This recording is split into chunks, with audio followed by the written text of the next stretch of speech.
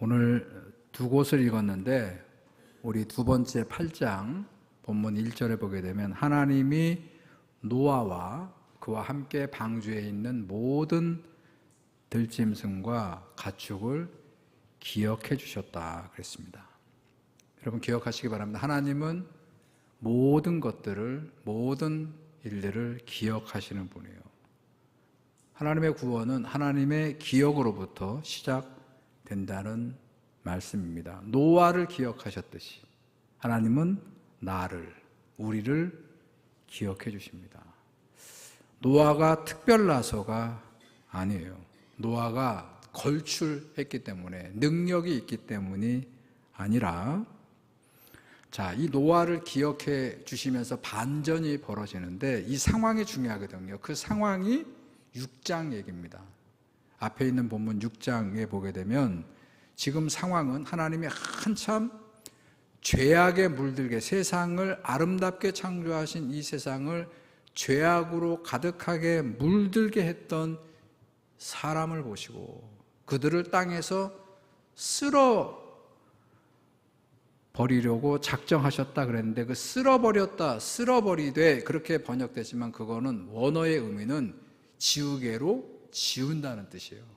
우리 글을 썼는데 그 글이 뭔가 잘못됐어요. 그러면 어떻게 했죠? 우리 초등학교 때 지우개로 잘 지우고 그 위에 다시 글을 쓰듯이 그렇게 세상을 하나님이 지워보기로 작정을 하셨는데 그게 누구 때문이라고요?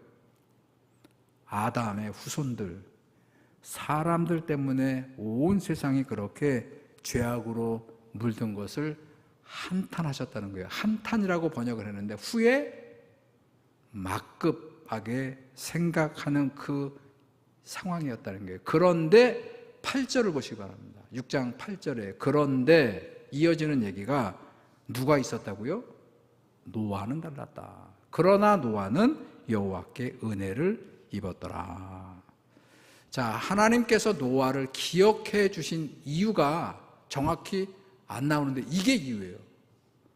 자, 이 8절 말씀이 하나님이 왜 노아를 기억하셔서 심판을 그치고 다시 구원으로 방향 전환을 해 주셨는가? 그 이유가 바로 이 8절 본문인데 안타깝게도 이 번역이 잘못됐어요.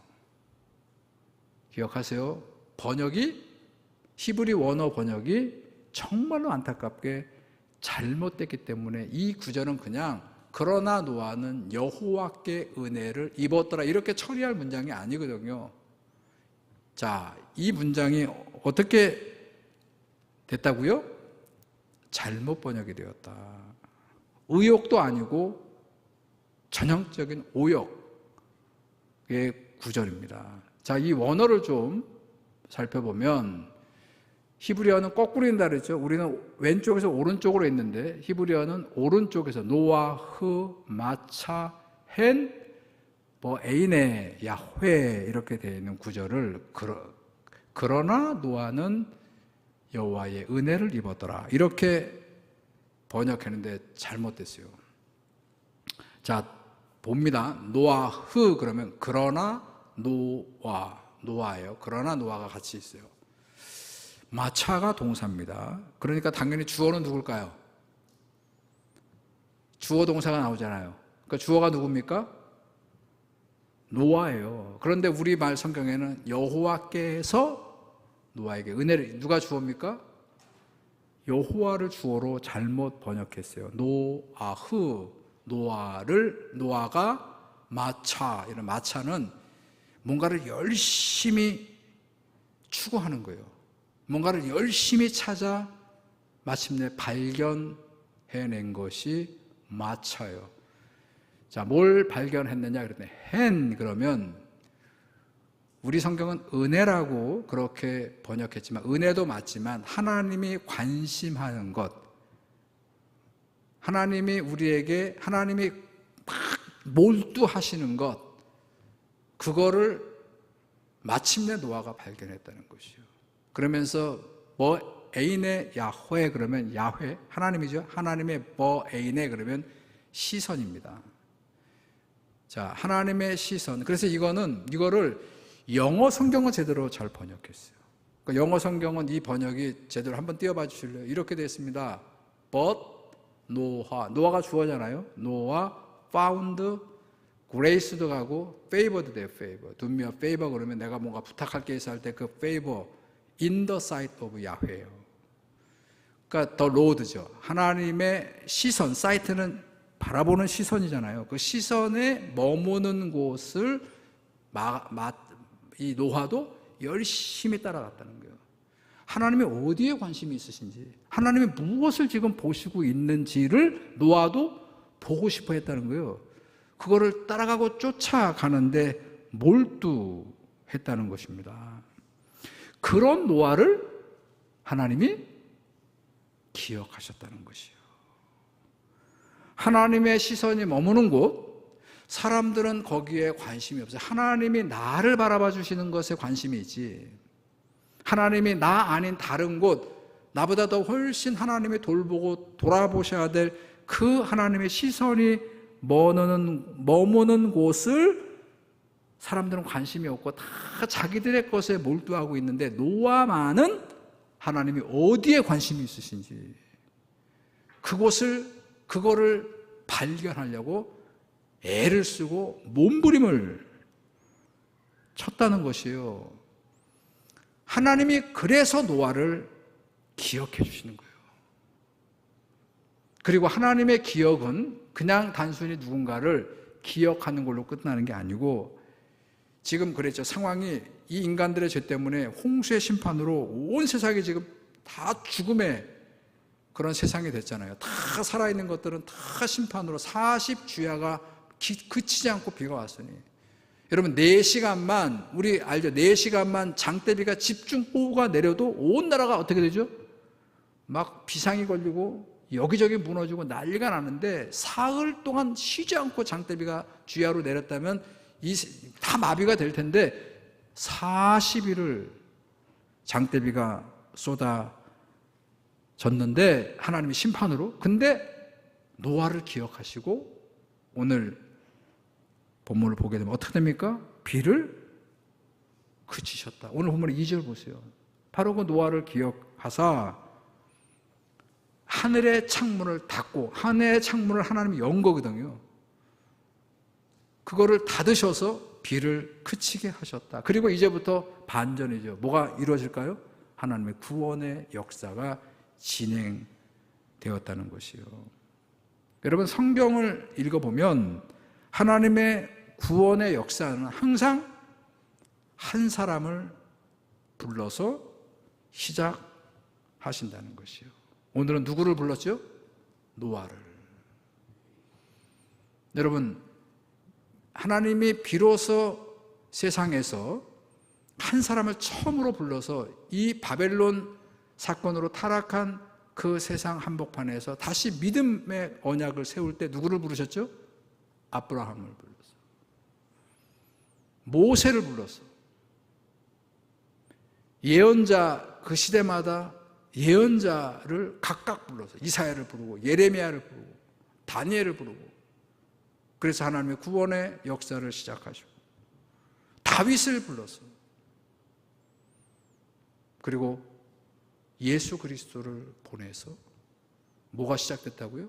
하나님의 구원사가 펼쳐졌다는 것이. 하나님이 직접 하시지 않고, 하나님 당신이 직접 하시지 않고, 우리 생각 같으면 하나님의 그 전능하신 능력으로 직접 하시면 못하실 일도 없고 안 될 일도 없고, 거침없이 하나님의 구원사를 펼쳐가실 터인데, 하나님의 일하시는 방법은 그렇게 하지 아니하시고 어떻게 하시죠? 한 사람을, 작은 한 사람을 불러서 하나님이 계획하신 구원사를 진행하신다는 것이요. 지금도 하나님의 일하시는 방법은 동일합니다. 하나님은 누구를 불러서요?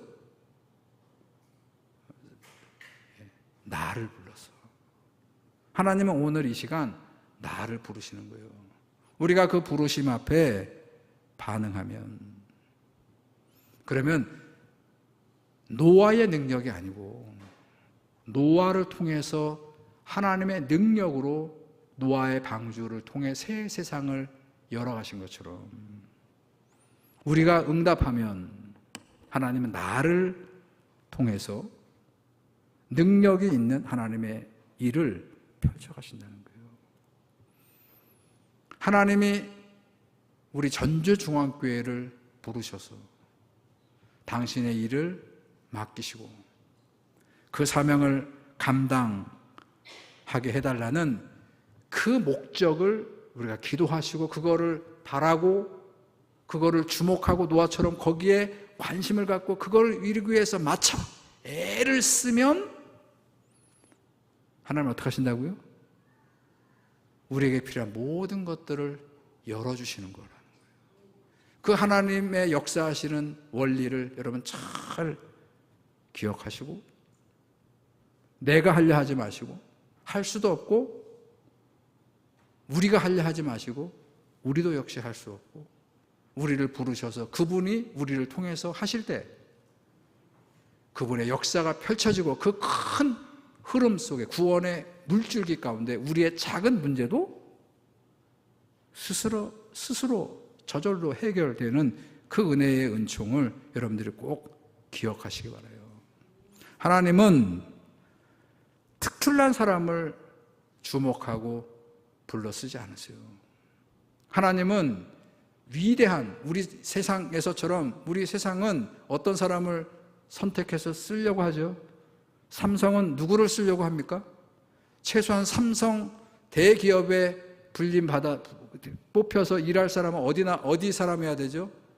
서울대학교, 카이스트, 성균관대 이런 자기 능력을 검증받은 사람들을 쓰시는데 하나님은 그런 사람들을 쓰지 않으시고 누구를 쓴다고요? 하나님이 관심하고 하나님의 시선이 머무는 곳을 함께 찾아가려고 하는 사람들, 그런 사람들을 기억하시고 그 사람들을 불러 쓰신다는 것이요. 그리고 바로 그런 사람들 때문에 하나님은 당신의 계획을 멈추세요. 심판하셨던 그 역사도 멈추세요. 40주야를 쉬지 않고 쏟아붓던 장대비가 그쳤대요. 왜 그쳤다고요? 노아를 기억하사. 자, 그 장대비가 멈추니까 물이 빠지기 시작을 했죠. 그래서 지금 노아와 하나님이 드렸던 그 방주가 아라랏산에 비로소 멈춰서게 됐어요. 제가 예전에 노아의 방주 설교를 했던 기억을 하실려나? 자, 노아의 방주는 테바라고 그랬어요. 테바는 그냥 나무 상자입니다. 그 테바를 방주라고 번역을 했고 출애굽기에서는 모세를 어린 아기 모세를 담은 갈대 상자라고 번역을 했어요. 근데 그 테바의 진짜 의미는 뭐냐면 운전대가 없이 누가 그 상자를 운전하는 거예요? 하나님이.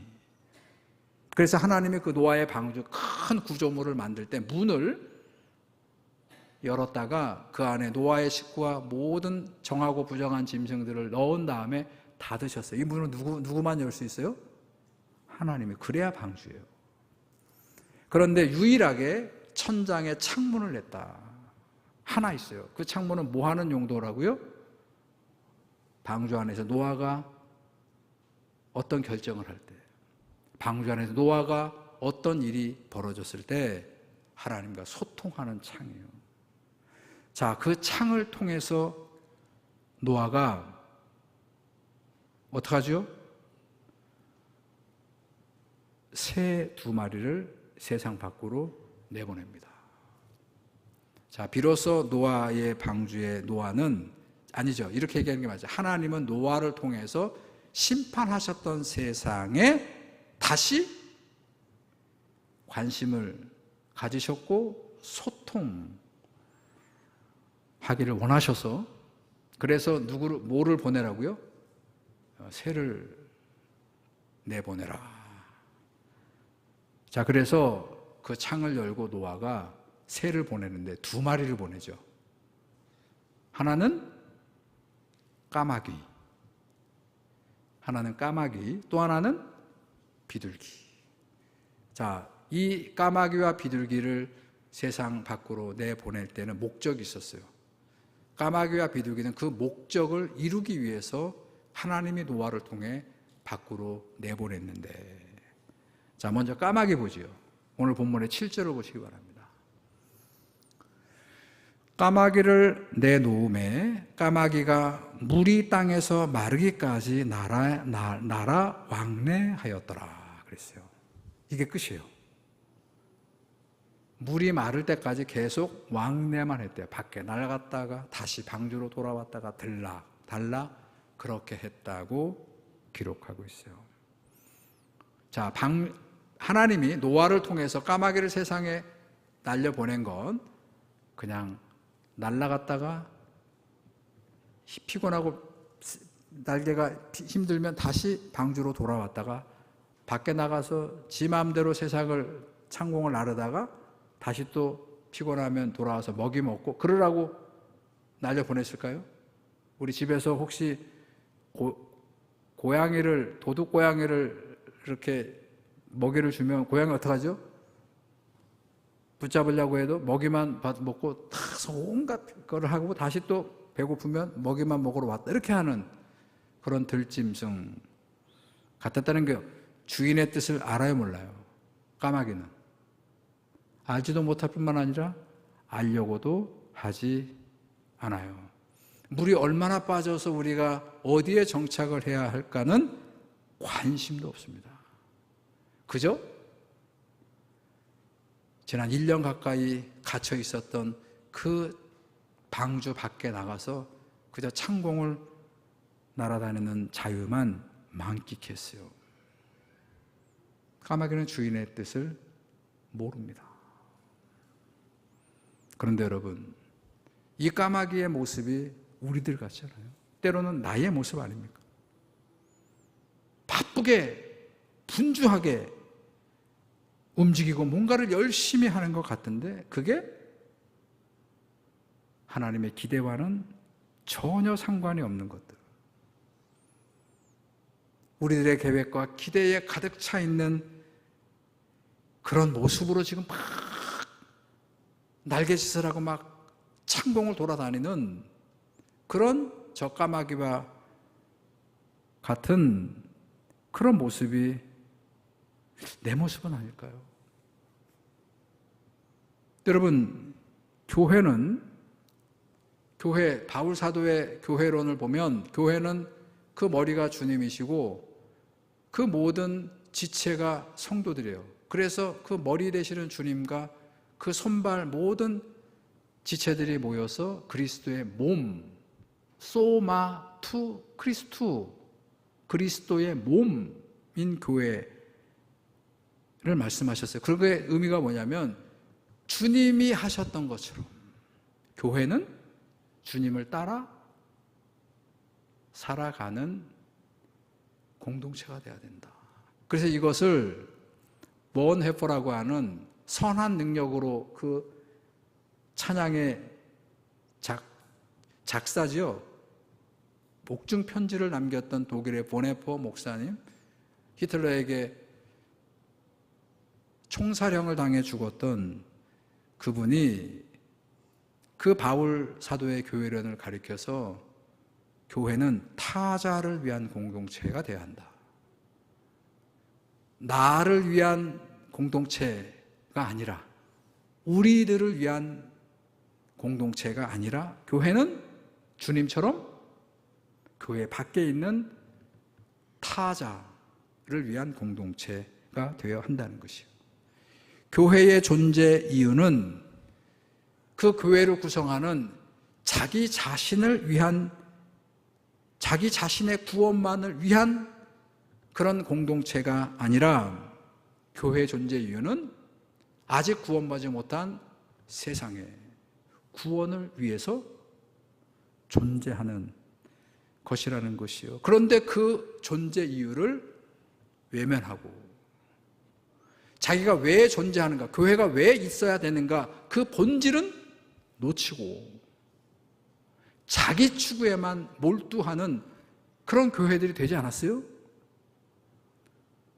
자기 추구, 그게 뭐가 됐던 우리들이 계획하고 관심하는 그 자기 추구에 몰두하다 보니까 정작 이 교회를 세우신, 핏값으로 세우신 주님의 뜻과는 아랑곳하지 아니하고 마치 방주를 나와서 갇혀있던 까마귀가 창공을 따라다니는 자유를 만끽하는 것처럼 그런 모습을 우리가 추구하고 있다면 그 교회는 무슨 교회예요?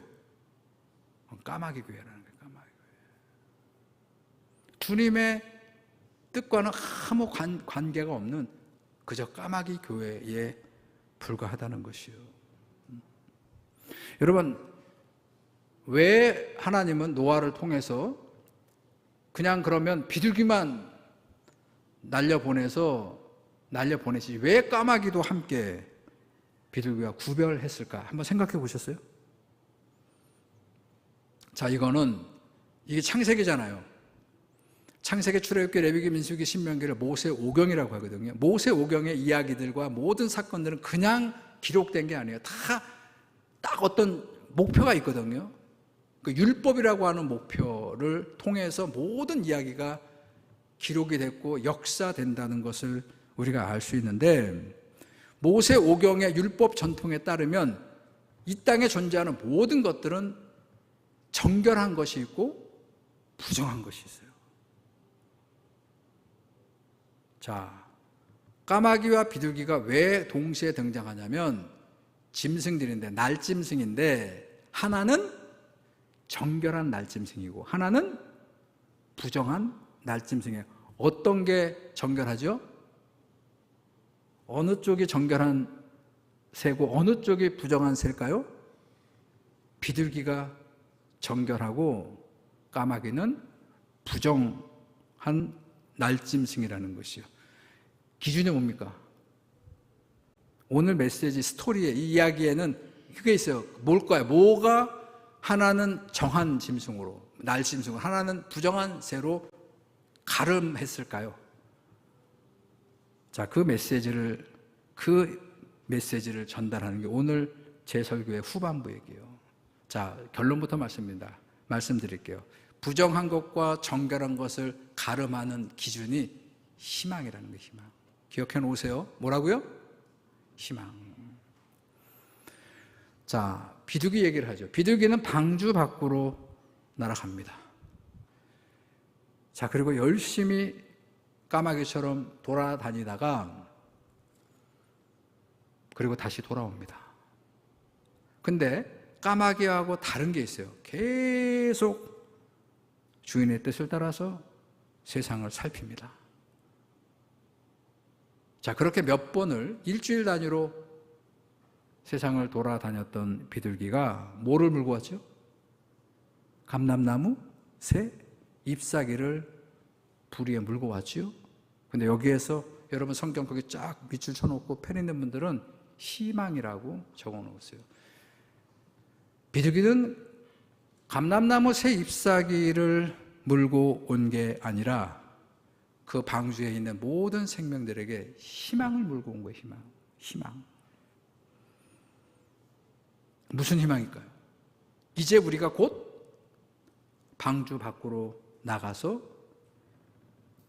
살 수 있다는 희망. 이제 세상은, 하나님의 심판으로 가득했던 세상은 이제 생명이 살아갈 수 있는 세상으로 바뀌어지고 있다고 하는 희망을 비둘기는 물고 온 거예요. 하나님이 노아의 방주의 사람들에게 알려주고자 하셨던 바로 그 가치를, 그 생명이 살 수 있다는 가치를 물고 온 거예요.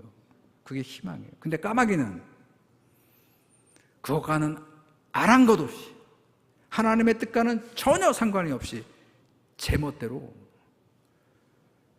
천국만 돌아다니다가 돌아왔다는 것이요. 여러분, 처음 방주를 짓도록 명령하시고 그 방주가 다 지어진 다음에 하나님이 노아에게 명령하시는 이야기들이 7장에 나오는데, 그 7장 2절을 보게 되면, 창세기 7장 2절에 보게 되면 이런 말씀을 명령했어요. 너는 모든 정결한 짐승은 암수 7씩, 부정한 것은 암수 2씩을 내게로 데려오며 들여보내겠다는 것이요. 이 본문 구절을 읽으면서 사람들은 하나님도 정결한 짐승은 3배 반, 7쌍이니까 부정한 것은 2씩, 작게구나, 이거를 보면 안 돼요. 저는 이 본문을 보면서 여러분들이 뭐를 보기를 원하냐면, 하나님은 그 구원의 방주 안에 정한 짐승만 불러들인 것이 아니고 부정한 짐승들도 함께 들이셨고, 노아를 통해서 밖으로 나갈 때까지 이 짐승들을 돌보고 먹이고 문제가 있으면 해결해주는 그런 거를 통해서 지금까지 생존했을 거예요. 그렇죠? 차별하지 아니하시고 방주 안에, 하나님의 방주 안에 모든 생명들을 돌봐줬어요. 그리고 때가 되어서 주인이 필요해서 그 동물들을 쓸 때 그들이 다시 세상에 나가서 가져왔던 결과는 바뀌었어요, 안 바뀌었어요? 전혀 바뀌지 않았다는 것이에요.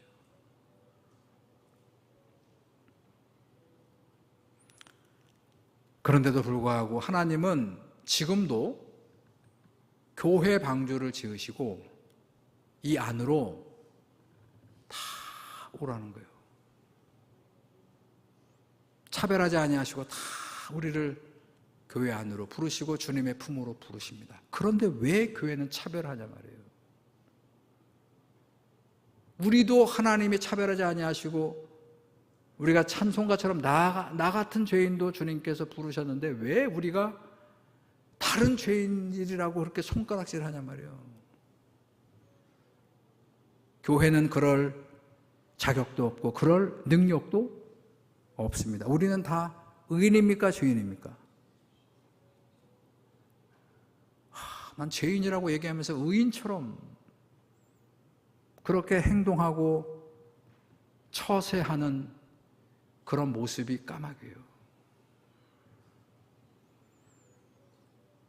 비둘기는 뭐에 몰두해야 되냐면 진짜 주인이 알고 싶어 하는 것을 주목해야 되는 거예요. 그래서 결국 뭐를 부리에 물고 옵니까? 감람나무. 그것도 잎사귀가 그냥 잎사귀 아니야. 새 잎사귀. 이제 막 생겨난 새 잎사귀를 부리에 물고 옵니다. 여러분, 성경을 보게 되면 감람나무가 많이 나오죠. 다윗의 시편에도 감람나무, 예수님의 비유의 가운데도 참 감람나무, 포도나무 이런 얘기 많이 나오죠. 여러분, 감람나무는 올리브나무예요. 겟세마네 동산에서 마지막 주님이 주님 앞에 십자가를 놓고 혈투의 기도를 하셨던 그 동산에 제가 성지순례 갔더니 겟세마네라고 하는 뜻이 올리브나무가 가득한 동산이라는 뜻이에요. 근데 그 감람나무, 즉 올리브나무는 이스라엘 백성들에게 어떤 상징이냐면 미래의 상징이 감람나무래요. 우리 한국 사람들은 어떤 나무를 좋아하죠? 어떤 나무를 우리 한국 사람들은 정서적으로 좋아합니까? 이 노래에도 나오고 애국가에도 나오죠. 뭘 좋아하죠? 소나무를. 반듯하게 있는 옛날에 조선조의 정승들 가운데 대쪽 같은 그런 사람들을 표현할 때 그런 의미잖아요. 근데 이스라엘 사람들은, 유대의 정서는 뭐라고요? 올리브나무가 미래의 희망을 상징하는 나무라는 것이에요. 그 잎사귀니까. 즉 비둘기는 뭐를 물고 온 거예요? 희망을 물고 온 거라는 것이에요. 어떤 희망이냐? 지금 세상은 하나님이 분노하셔서 인간들의 죄악으로 말미암아 홍수 심판으로 이 온 세상이 비극의 한복판이 됐죠. 아니, 그 생각해보세요. 하나님이 심판을 하셨단 말이에요. 물이 지금 하늘의 창문이 열려가지고 비가 40주야를 멈추지 않고 온 지면을 다 덮었단 말이에요. 그러면 이건 무슨 세상이에요? 비극 속의 비극, 한참 비극이 벌어지는 그 가운데에 지금 이 비둘기가 감람나무 새 잎을 물고 왔다는 것은 이 비극 속에서도, 심판의 비극 속에서 뭐가 자라고 있다는 것이에요? 생명이 자라고 있다는 것이에요.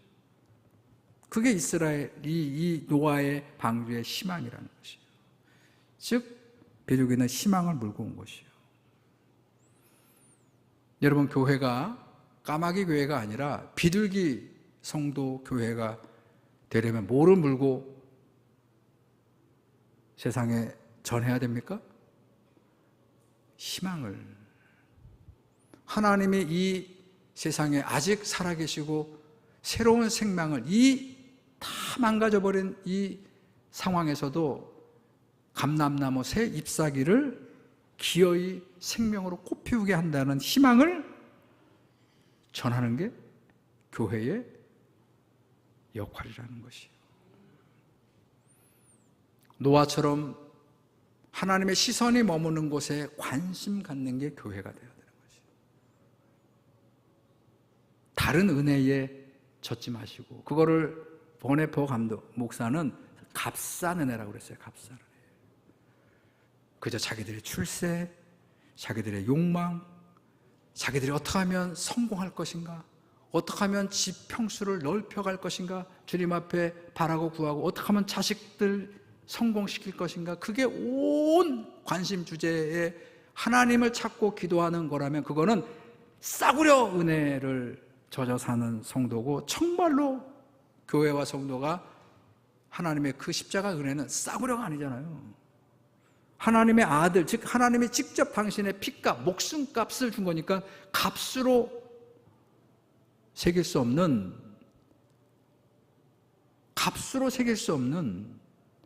매길 수 없는 그런 은혜를 왜 성도와 교회들이 싸구려 은혜로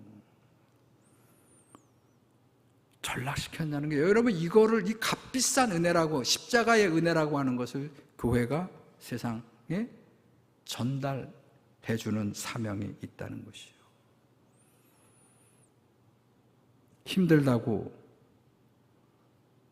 귀찮다고, 그저 세상 일에 바쁘다고 신앙생활을 까마귀처럼 자기 중심만 빙빙 맴도는 그런 믿음을 내리시고, 세찬 비바람이 멈춘 창공을 알아서 마침내 뭐를 찾아냈다고요? 그걸 얼마나 그걸 찾았겠어요, 비둘기가. 하나님의 시선이 머무는 곳을 노아가 발견하기 위해서 열심히 찾았던 것처럼 그 비둘기가 주인의 뜻을 알고 찾아서 뭐를 발견해낸 거예요? 감람나무 새 잎사귀를 기어이 부리에 물고 방주로 돌아왔던 것처럼, 그런 마음으로 복음을 받아서 세상에 복음을 물고 가서 전하는 저와 여러분들, 우리 전주중앙교회가 되기를 주님의 이름으로 축원합니다.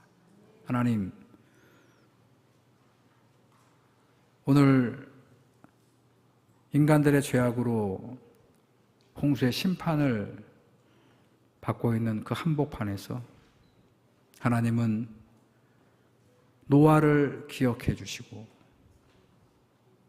하나님의 시선이 머문 곳을 열심히 추구하고 찾아 헤맸던 바로 그 노아를 기억하사 비를 그치게 하시고 다시 노아를 통해서 이 심판받은 세상에 새로운 생명의 그런 희망의 소식을 물고 오게 하셨던 하나님의 뜻을 저희들이 새기며 비둘기와 같은 그런 마음으로 믿음 생활하게 하시고 비둘기 같은 사역과 사명을 감당하는 우리 교회 전주중앙교회가 되게 하여 주옵소서. 예수님의 이름으로 기도드렸습니다. 아멘. 우리 다 같이